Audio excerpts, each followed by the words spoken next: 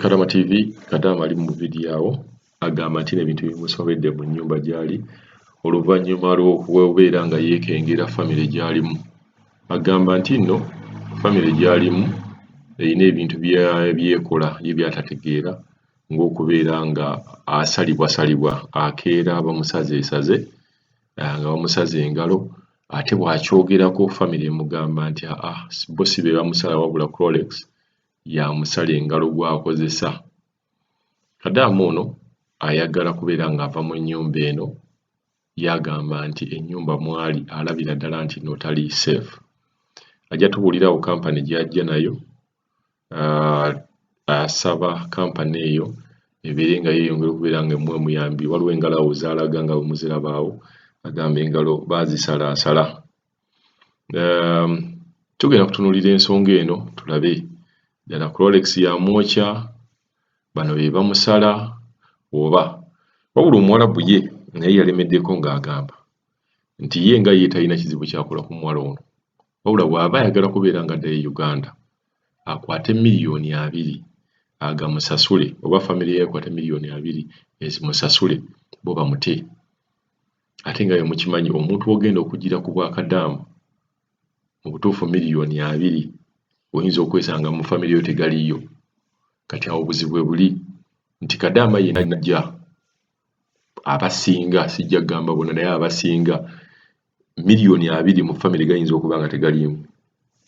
Awo asaba omuntu yenna ayinza okubeera nga ayina ku buyambi, omuntu yenna asobola okubeera nga amuyamba. Kampani ng'omwe muli kampani mwe muli ne gavumenti mwe muli n'abantu abatera okubeera nga bayamba abantu okubeera nga babajja mu mbeera ng'eyo, n'omuntu asobola okubeera ng'atambuza eddoboozi lye libeere nga liwulikika abantu bamanye embeera gy'ali abeere nga yeeyongera okubeera ng'atambuza vidiyo eyo ayambibwe.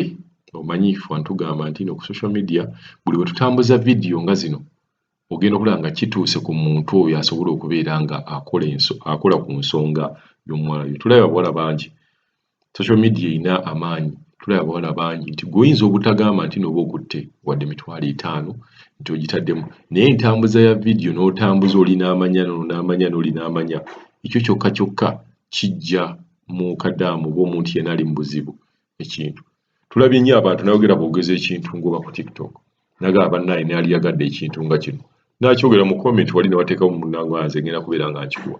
So omuwala ono yeetaaga buyambi naye katubeere nga tuwuliriza ku vidiyo ye y'ensonga nga bw'agisengekamu. Bannange kuba omulanga mu nnyambe nagira mu kampuni eya lasita wenzija natuukira mu kampuni ey'eno e Saudi Arabia gye bayita Delaya.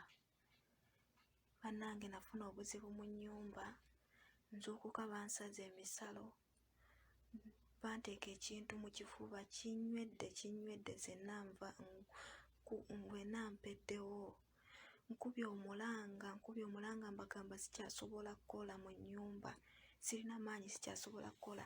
Bateeka ekintu kintambula mu kifuba kyennuma ngezaako mmera amakenda byagaana. Bagambye banzizeeyo e Uganda baŋŋamba nina okukola mu nnyumba eno. Kati ssaawa ya kakati mukama wange aŋŋamba nina abazadde bange balina okusasula obukadde 2 ndyoke antiike ku nnyonyi antwale Uganda. Namugambye antwale ku ofiisi n'abantu ab'oku ofiisi nabo baagaanye bagambye tebaagala kumanya bagambye nkole bantwale mu ddwaliro nkole. Kati nsaba buyambi bambi nzuukuka emisalo bansaze oyinza okulaba olugalo luno.